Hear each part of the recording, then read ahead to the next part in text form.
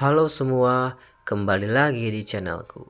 Channelku kali ini akan membahas ataupun berbagi mengenai soal-soal pretest PPG, baik itu dalam jabatan ataupun prajabatan. Sebelumnya saya ini telah mengikuti pretest PPG pada tahun 2019 dan alhamdulillahnya saya telah lulus PPG prajabatan pada tahun 2021.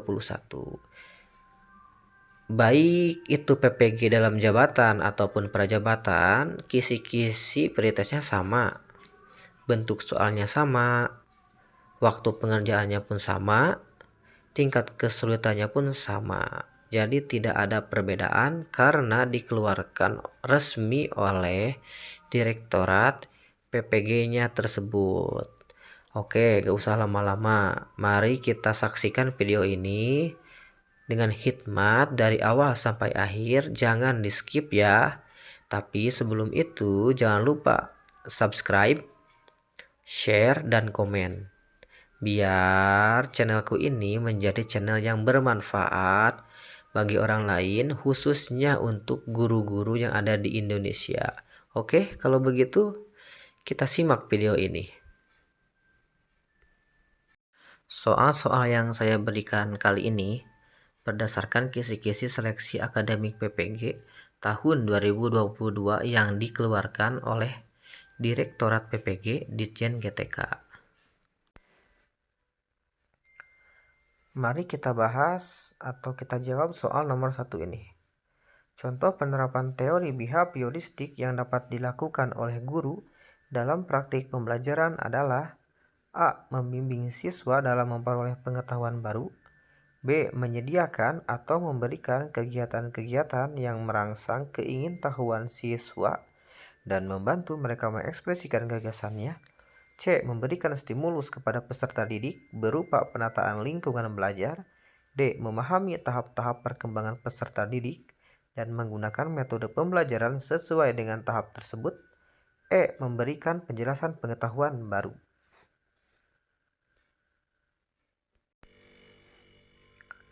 Mari teman-teman jawab terlebih dahulu ya.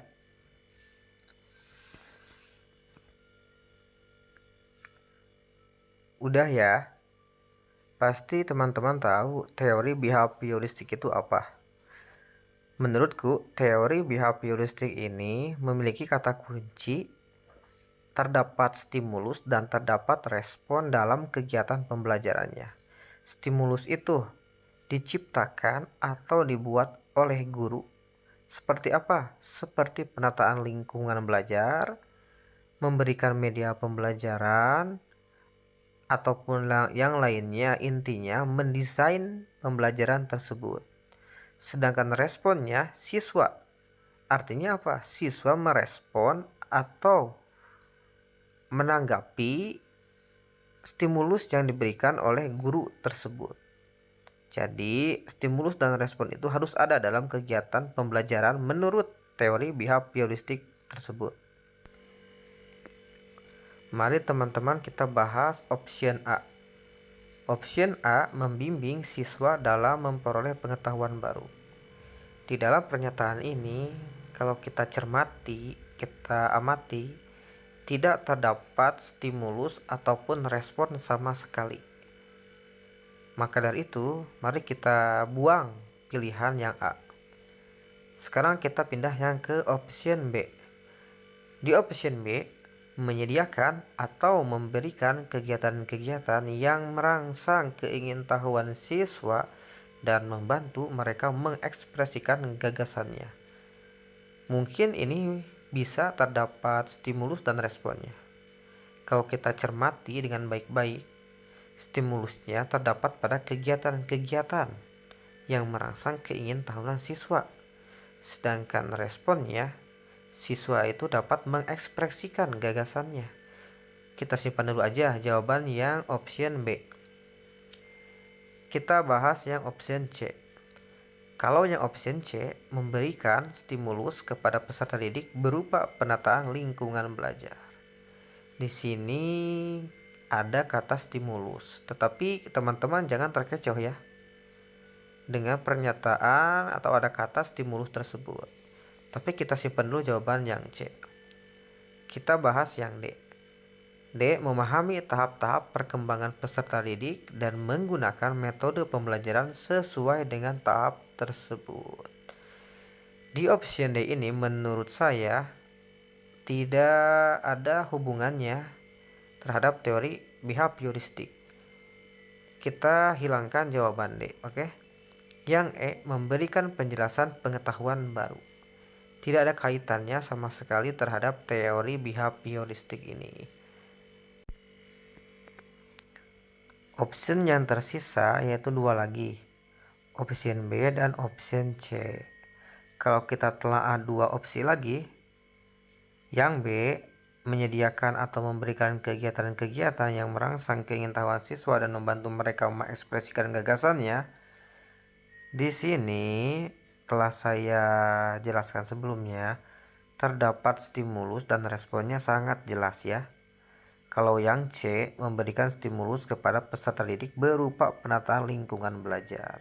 Di sini hanya terdapat stimulus saja, tidak terdapat respon yang diberikan siswa.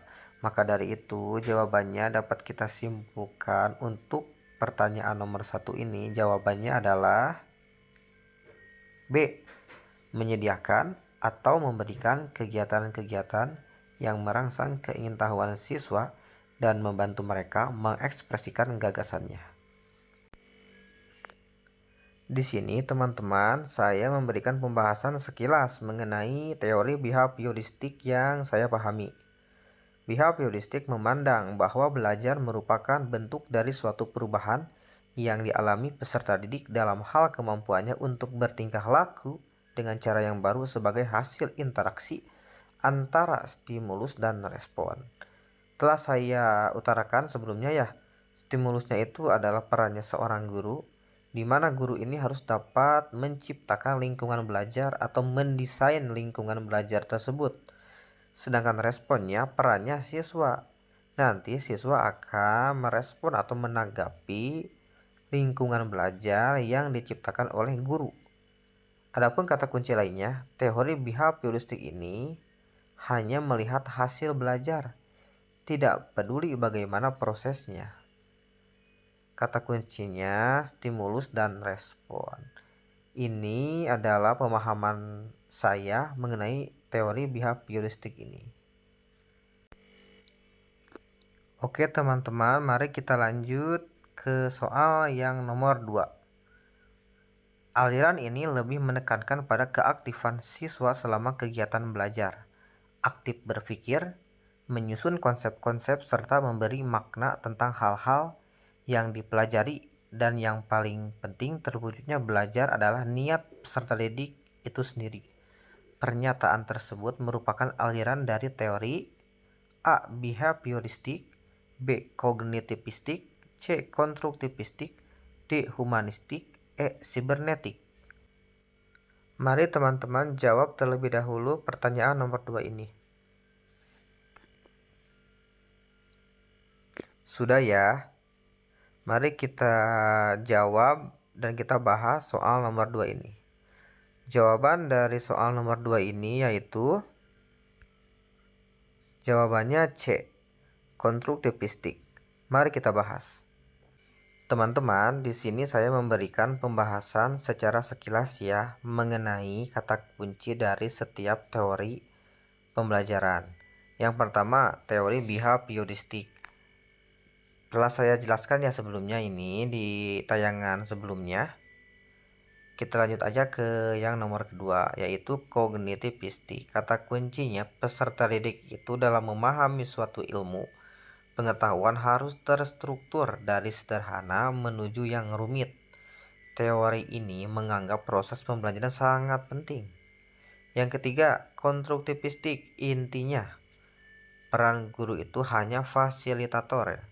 Siswalah yang mandiri dan aktif mencari ilmu pengetahuannya atau memahami suatu hal dan mengembangkan ide-idenya. Yang keempat, humanistik. Pembelajarannya itu melibatkan pengalaman siswa, dan ketika siswa mendapatkan ilmu pengetahuannya, siswa tersebut dapat mengaktualisasikan atau mengamalkannya. Yang kelima, sibernetik. Sama dengan teori kognitivistik, proses belajar amatlah penting bagi siswa. Informasi-informasi akan penting bagi siswa dalam memberikan pemahamannya terhadap pengetahuan yang akan dia peroleh.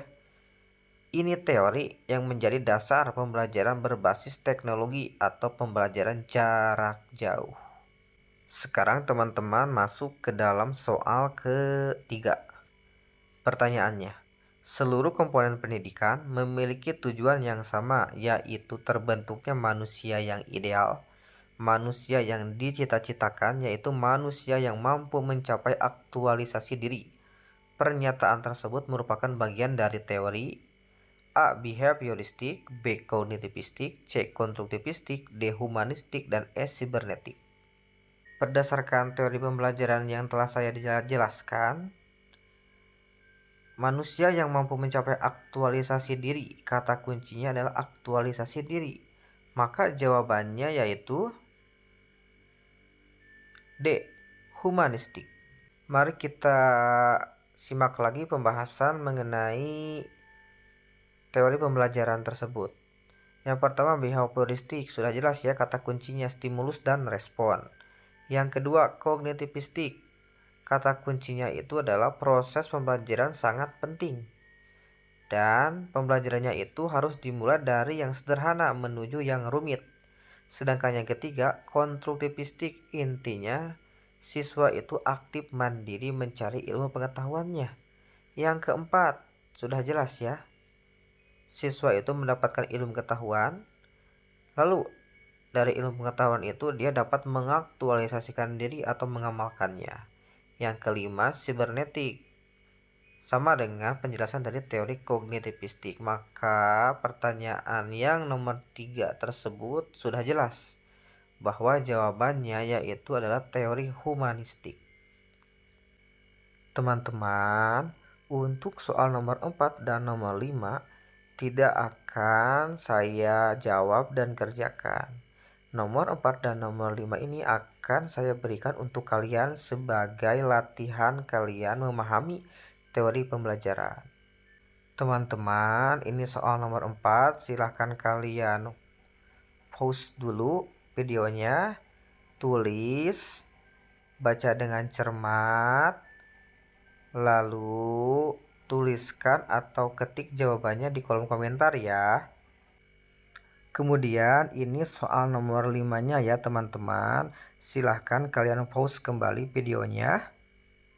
Lalu kalian cermati dengan baik-baik soalnya.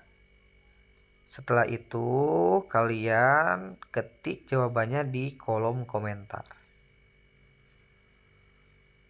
Sudah ya, pasti mudah buat kalian. Terima kasih semua yang telah menyaksikan video ini dari awal hingga akhir. Semoga soal-soal yang telah saya berikan pada channel ini dapat memberikan manfaat untuk kalian semua, khususnya bagi guru-guru yang akan melaksanakan pretest tahun ini. Jangan lupa ya, subscribe, komen, dan share agar video ini dapat bermanfaat luas bagi orang lain, khususnya untuk guru-guru yang ada di Indonesia.